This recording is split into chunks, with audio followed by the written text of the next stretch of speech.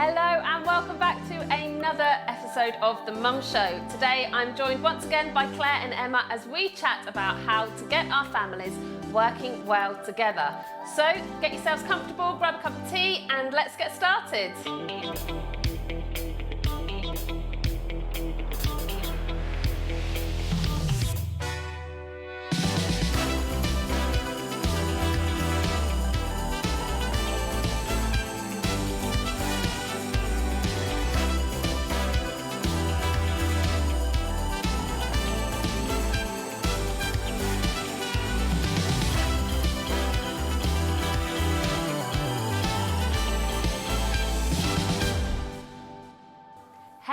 Hello and welcome back to the Mum Show Kitchen. My name is Marina, I am your host and I'm joined once again by Pastor Clare Hooper and child therapist Emma Brown. Hello. And today we are having a look at how we can help our families get working together. We know how hard it is to get chores done and completed to a good enough standard by our children. The question is, can we find a way to do it peacefully? Yes, oh definitely. Is it possible? Sometimes. I think the pressure is definitely on, definitely, especially in this environment, this day and age that we live in, where there's so many different competing demands on our time and our skills, and we need to. Sometimes it feels like we need to be in 5 different places all at the same time, and I think it's a real challenge. It's a constant challenge for me. It's also really personal, isn't it? Because I think that the way you manage your family and the setup you have, it's not like you could just follow a programme. I mean, we've all tried occasionally, let's admit it. We've all printed off that suggested rota for our families and we've all screwed it up a day later when it's gone wrong. But how would you describe your family ethos in a sentence? What would you say you do to keep your families moving and grooving on time? Busy families work together. That's it, just busy families work together. And right from when they were little, we've wanted to instill in them that what is our family to do in life, you know, our purpose is a shared experience. They're part of it, we're part of it, they're part of our life now, we'll be part of their life going forward. Busy families work together. Love it. Emma? I think actually one of the biggest things for us is don't allow conflict to fester. So or actually don't avoid the conflict. So don't be frightened of conflict even. So it's how we deal with it is the most important thing. And getting jobs done. Yeah. And ticking boxes. And just working together. Yeah. Generally. I think for me, I think it's Maria Montessori again. I don't know the source of the quote, but you know, if they can, they should. Yes, absolutely. So I'm like, that's for me, that's the big thing. It's like, if you can, you should. I was celebrating the day they could empty a dishwasher. I was like, yes. But studies have proven that. So Harvard did a number of studies on their students that were suffering with anxiety, really high levels of anxiety. And they were able to track back to say that when children were very small, when they can, they should. Yeah, it gives them building blocks of confidence, independent thinking. It helps them, believe it or not, just tying their shoelaces or making their bed or doing laundry. The skills it builds in them doesn't just build a skill, it builds it's to do with their thoughts. You might know more about that, how that works. Just being able to do things over and over again is, you know, builds those pathways, doesn't it? And I think at the beginning there's a concept called zone of proximal development, where it's that space between something that a child can't do on their own and something that is that they can do with help. So that zone of proximal development is that space in between where we use the kind of another phrase called scaffolding. So we allow, you know, when a child is first learning to tie their laces, we don't just expect them to do it just by watching or doing it on their own. So we will show them a few times, then we might help them, and then eventually they can do it themselves. It takes so much longer, doesn't it? Like if you are a busy family, training your kids to do things takes ages and it doesn't always get done to the best standard. In the short term it does, but in the long term it doesn't. But if you never teach them, they're never going to learn. No, and you end up and as they get bigger, everything gets bigger. So, you know, what's a small amount of laundry or a small bed becomes a huge duvet or a huge amount of laundry. And like, you know, their shoes are this big when they're little. Well, my boys' shoes are like massive now. Putting them away it's a bigger deal. So what you can give them now when they're little and younger. Yeah, and it's helps you. Yeah, short-term pain for long-term gain. You put the effort in now, because actually it is probably the easiest thing in the world to think, I'll just do it myself, rather than going through through, I need to ask them, and I need to battle with the attitude and the resistance. And there's somewhere inside of you then, when you don't get them to do it, you begin to feel undervalued, you begin to feel underappreciated, you begin to feel, does nobody else spot this? But in actual fact, it's a lot to do with confidence. People won't elbow in to help you if you constantly appear to be the person that's got it all together, that can do it all, that can be it all. Yeah, definitely. And I think it empowers the kids anyway, doesn't it? Kids love it. Yeah, Little kids love getting hard at work. In fact, with it being winter, snow, for the last 10 years it feels like. In reality, about 4 months of snowy weather, haven't we? My kids have actually made up jobs to do. They've done jobs that I never even knew existed, that I didn't know needed doing. Are you ready? I've videoed some. Okay. I like to video my kids. I've got this, watch this. Brilliant. Try and work out how on earth Lilia is being productive. We've got a video, take a look. Brilliant.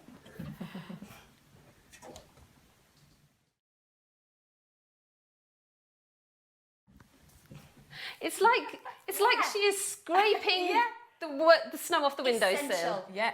I have no idea what that was about. It's purposeful, isn't it? And it's a sense of achievement, seeing something that was snowy becoming not snowy.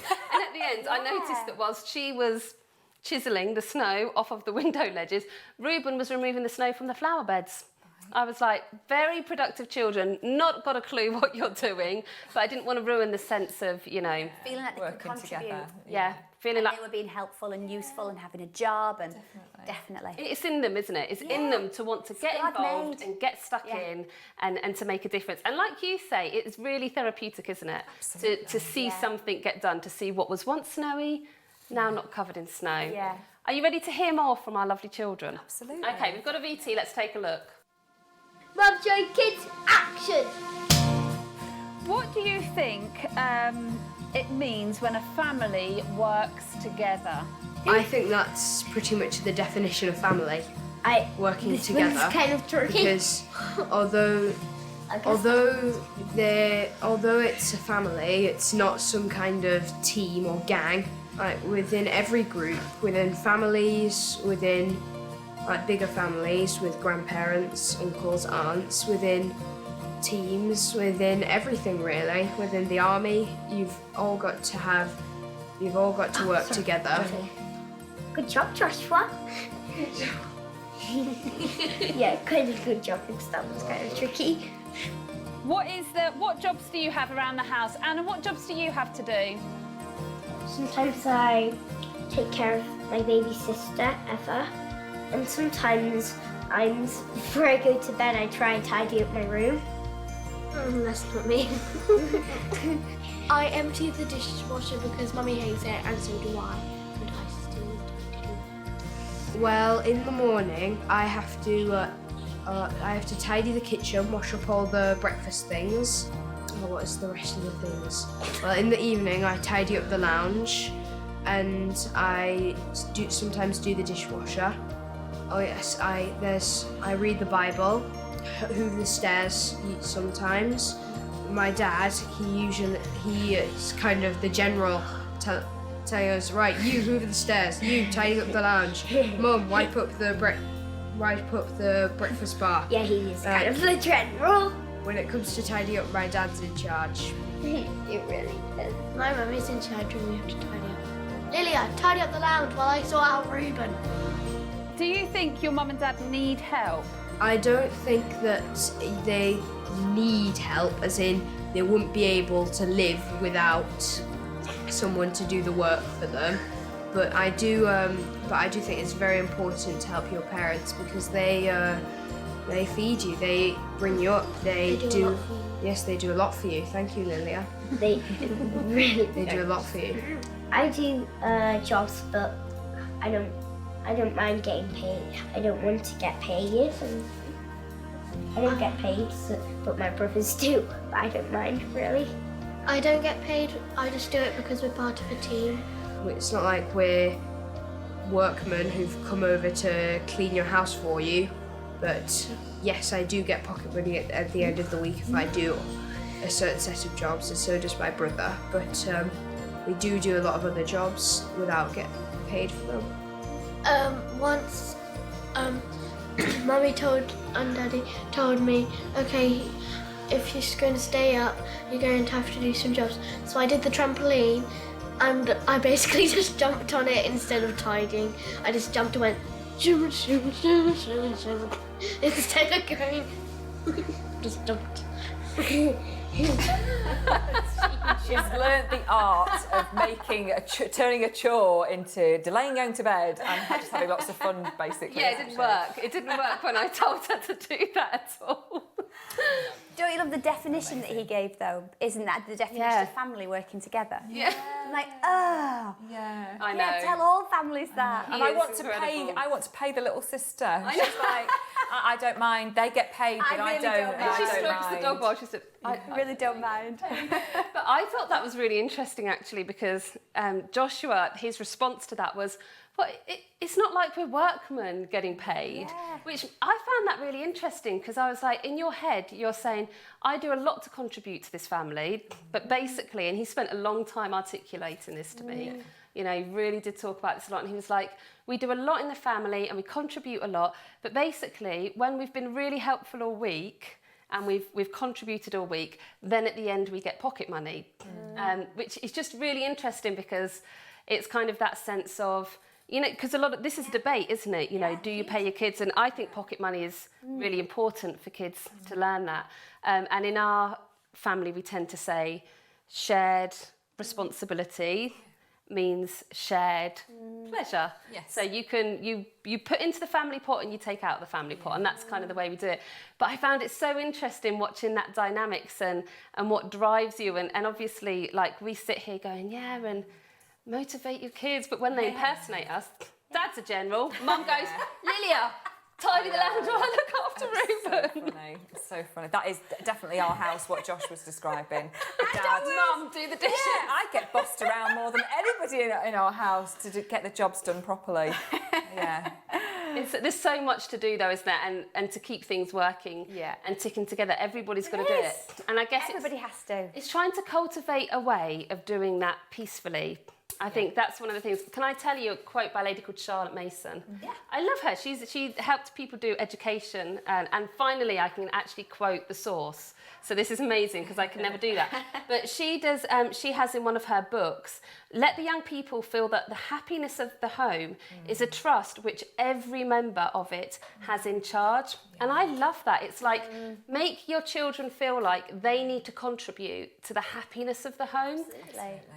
Because for me, I think that an environment that we create, and you talk about this loads with when you're training teenagers and when you're kind of doing things in Bible college and things like that, you know, creating an environment is really important for mental health. Yeah. It's important for peace. It's important for people to feel grounded. And actually, a child may not feel motivated to dust and hoover, but they might feel more motivated if they feel a responsibility that actually I need to bring part of the peace to this home, part of the joy to this home, and that sort of thing. Yeah. There's a growing concern for helicopter parenting, where I think it's born out of the fact that parents do tend to have to both work now. Most parents you would find are out there, and when they then come back and they've got their child, they want to spend quality time with their children, and so skills that would have had to be done by children many years ago, or you yourself, you know, growing up, you had to come home and contribute because your mum wasn't necessarily home from working time, or if you were, you had younger siblings and you had to share it, and there wasn't the modern conveniences, so you had to pitch in. There wasn't a microwave or a dishwasher or all of these modern conveniences that reduced the amount of time. You didn't have two cars, you were on the bus, so everything was done together. Now you don't have to. You could get home and you could easily make a meal within a few minutes and eat, and then you could just spend your time together, which I do think a lot of parents are favouring, but it tends to be helicopter parenting, where people are choosing to spend the time to spend together rather than to build the skills to learn for future development. But you even, because you used to do childminding, and that was your thing as a childminder. Yeah, it was one of my used to unique get them selling working. points. Yeah, every child would have a contribution in the week. They would have something to do, and they'd be, how do you get my kids to do that? I'm like, It's not a how, we just do. It's an expectation, and it's an expectation that that's part of what they do to help things work. We move on to an activity, they're in charge of this bit of it. The old school monitor kind of thing. Yeah. I'm the milk monitor today, I'm the this. Earlier, don't you find the earlier that we instill that, the more kind of normal it feels, and actually the more sense of purpose and enjoyment they get out of it. And it's so, again, God's nature and his character to want to empower his people to do good. And the best way we have with our children is we don't have the opportunity to give them a business when they're 2, or a ministry, or a job, we have the opportunity to say, tie your shoelaces, put those things away, be in charge of this area of your life. And then with that, with what you've been given, much more will be given to you in the future. If you can be responsible with this, then you'll be responsible with more. I think that is part of the family culture, isn't it, of saying that, everyone needs to muck in. And what you've described there, that is Jesus in his ministry. Absolutely. Because he didn't start his ministry at 12, he didn't start at 18. He was saying, in other episodes where his disciples were all much younger because they're all teens, he was 30. I love that. He was so much later. What was he doing first of all? Well, actually, he was carpentering. Carpentry. He was a carpenter. He was a joiner. He made cabinets. No, but he was there in the family business. He was working, he was grinding, he was doing these things. And I think especially as we move into kind of like a time in life where we can really focus on the out there dream, the big amazing thing that you want to achieve. Actually, the Bible really encourages us to ground down as well. We know in the Garden of Eden, they were purposeful. They had jobs to do. They were set to work. It isn't a bad thing to have to be productive, to build community and to contribute to those things. And I think that if it was good enough for Jesus, good enough for you, young lady. I don't think it's a coincidence that Jesus' first recorded miracle was where he turned water into wine. He was a volunteer at a wedding. He was helping serve on tables. And he'd spent all of those years before, he'd been in the temple reading and understanding, but he'd been a temple boy as well, where he'd got things, fetched things, brought things, read things, fixed things, been behind the scenes. And then the first thing that his mum says to him, it's time, and he's like, it's not my time. And she's like, no, I'm going to provoke you to do a miracle because I know it's time. He is volunteering his time at a friend's wedding where he's serving tables, and then the servants then work for him. The servers, not servants, the servers work for him. I'm like, I don't think that's a surprise that he chooses that to be, I'm going to contribute to these people around me physically with the things that I have in my hand, and I'm now going to turn that into a miracle. I don't think that is a coincidence then that springboards into all of the other amazing, amazing things that he did. I think that's what we have the ability to give our children, something very practical, very tangible. My hands did this. Yes. Busy families work together. Yeah, and you're shortchanging your kids, aren't you, in a sense? If you're not allowing them to step through that and to try new things, because we need our kids to feel empowered and capable, but we also need to raise children who serve. We need to raise children who care about other people and what they're doing. I loved in the VT when Joshua was saying, well, it's important we do it because they feed us and they raise us. They don't need our help. They could survive without us. But it's right he that saw we it give as an act of appreciation, didn't he, almost, as parents, which is just so lovely. Yeah. But I just think we need to see it as much more than just how do we get the jobs done. Yes. We need to see it as this. What are we skilling our children up? This is so much bigger than that, isn't it? It's about their self-esteem. It's about their value. It's about their place. It's about teaching them skills when they go off and leave home and create their own families. Taking that family culture with them, building the community and taking it forwards. It's so important. You work from home and you have your kids at home. How do you manage that then, that family balance? But there's time. There's time. If we're at home, then we're at home. And I think because they've got space to do things, I just throw it in there. Often I don't put pressure on when a job has to be done. I just say it needs to get done, and I'll give them a choice. So I'll say, okay, today we need to do this, this and this. What order do you want that to happen in? And they will often structure. My daughter will say to me, well, I'm going to do some painting first, and then when I've finished my painting, I'll go and get this done or get that done. But one of the things I think that what's really shifted in our family dynamic, which I've really enjoyed, is I love the example that Jesus sets in that he does serve, but also he serves those beneath him, and he washes the disciples' feet. Yeah. And actually, as parents, we totally want to get our kids working, but I think it's really important that we also serve our parents. I remember growing up, serve our children. And I remember growing up and seeing a difference in some of my friends whose parents didn't serve them in that sense, and feeling like they had such a huge job list to do at times. And I used to think, gosh, they can't wait to escape, like they're overwhelmed by this. And one of the things that I've really created in having the kids home educated was I decided to introduce this time of getting the kids comfortable, wrapping them in a blanket, making the house really nice, getting them a cup of tea and a piece of toast. And this was just like a little routine that we would do. But me and my husband both work. So if we're not out exploring, which is quite often we're out exploring, but if we're working from home that day, then I would kind of have this culture that we create. But the kids now do it. They now do that. So they see me and Dominic working, and they'll go and they'll put the kettle on and they'll make some toast and they'll turn the fire up because it's one of those gas fires, and you know, they'll make the lounge look comfy and cozy, or they'll start to do those things. And I think for me, I would rather see them start to contribute to the happiness of the home than say to them, right, this is what needs doing, and I need to see that you've correct, you know, and I'm going to inspect it, and this is the jobs that I need from you right now. I think the approach I enjoy taking is to say, what do you think needs doing? You know, and what have you seen? What can you see? And I think that comes from setting an example of nurturing and caring, which is different to slaving. Yes, true. Yeah, I was going to say I've been really challenged recently because my daughter, as you probably all aware now, is in the teenage years. And she was previously really, really tidy and took loads of kind of care and attention with her bedroom. She used to have it, you know, really, you used to keep it lovely. Hit the teenage years, and my goodness, it is just like a bomb site. All her clothes are just taken left inside out, shoved in drawers. Yeah. Probably going to kill me if she's watching this. But she's you know, a teenager, she won't. But instead of just getting into a really negative cycle of nagging, you know, this is my expectation that your bedroom's tidy.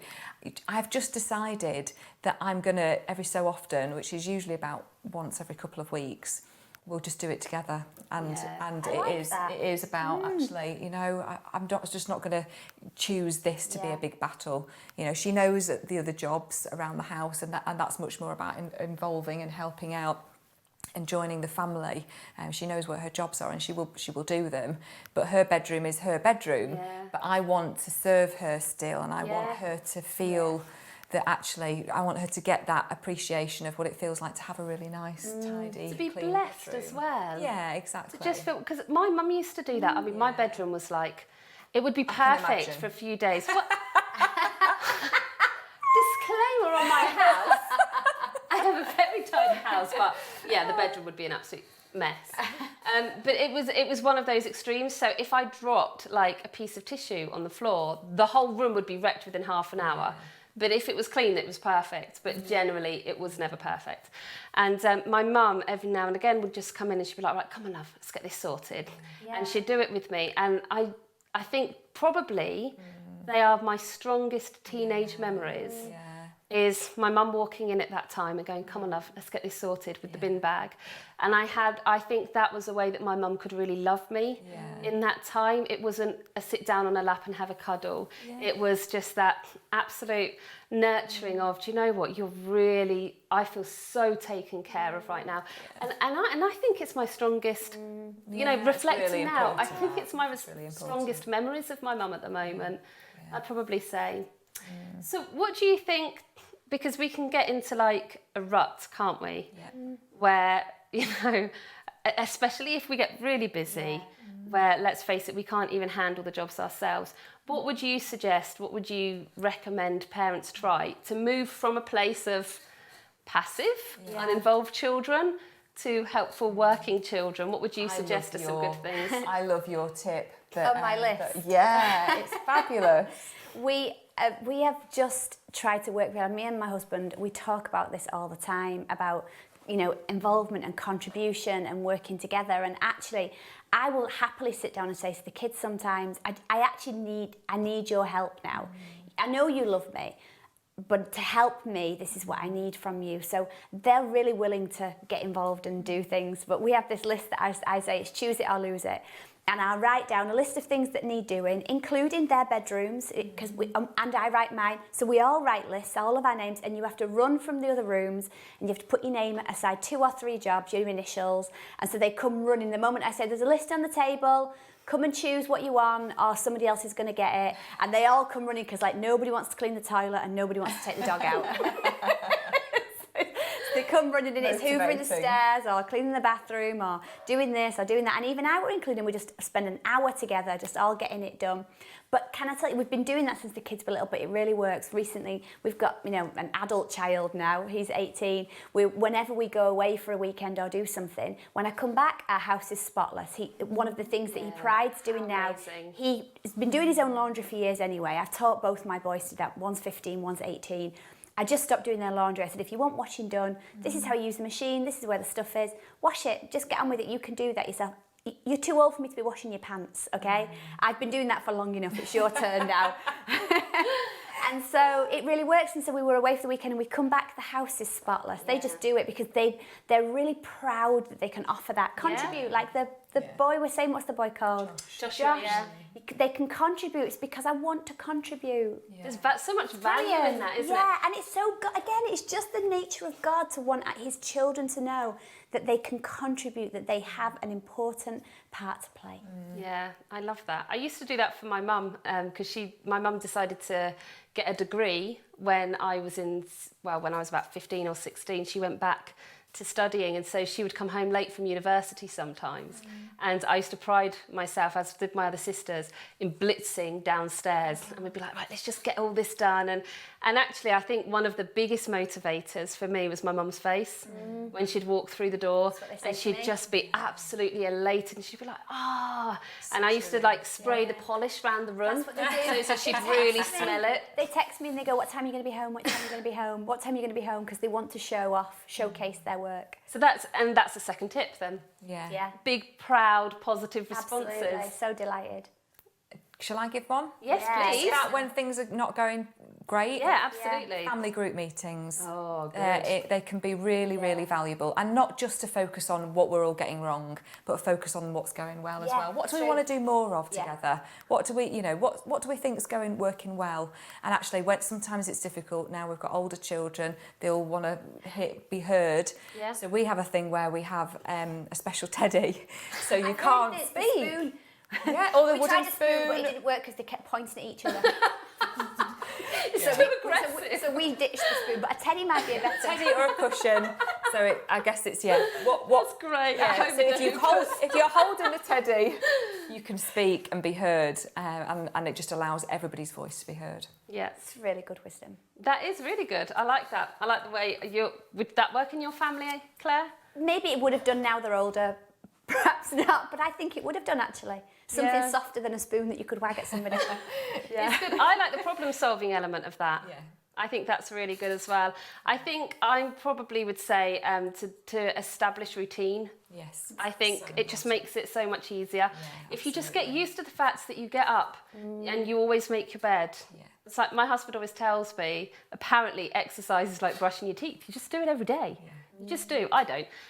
But I think that with the jobs, it's kind of saying to our kids, it's just how we do things. It's just how we do things. You did that tidy bedroom thing with Lilia, didn't you, once? She had a tidy bedroom because it was too much going on in her room for her. Yeah. Calmed her down. Yeah. Oh, yeah, definitely. Cleared the bedroom, cleared space, cleared clutter. So there we go. It's been a good episode. But listen, if you feel like this is a zone that actually you struggle a little bit in and you are finding some difficulties, can I recommend you go and find Danny Silk's Loving Your Kids on Purpose. He has so much practical wisdom that you will absolutely love. You can order it from most bookshops, but for me it was a great helper at getting my kids moving, wriggling and jiggling. Anyway, that's all for us for today. It's been great spending time with you. We shall see you back on the Mum Show very soon. Bye!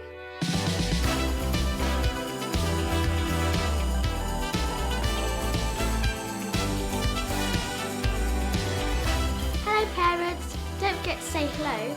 We're at promisecollective.co.uk.